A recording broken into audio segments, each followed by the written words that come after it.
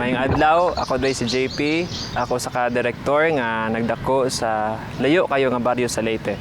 Sa pila ka tuig nga nilabay, pirmi gyapon ko makabati ani nga istorya or pamulong nga pirmi magbalik-balik sa kung una-una. Na ako'y mga amigo o amiga nga nagdako jud nga walay tatay. Og pangutanon gani sila, asa imong papa? Ang ilang itubag nalumos sa sabaw. Kay para daw matabunan ang istorya nga dili nila ganahan masabtan ang tinuod na hinungdan nganong nalumos sa sabaw ilang papa.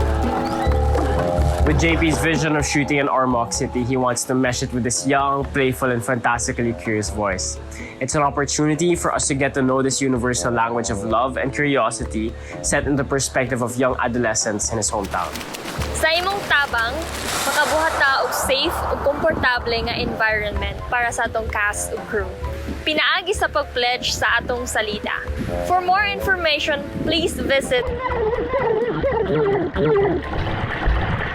Kana bitang feeling nga nakigandom ko sa katao nga naikuwang sa imong kinabuhi.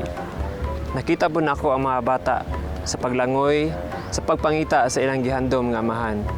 Tara, ugubanta ni Jillian sa paglangoy aron sa katapusan, dili na siya kinahanglan magpasabot sa ubang tao nga nalumos sa kumpapa sa sabaw.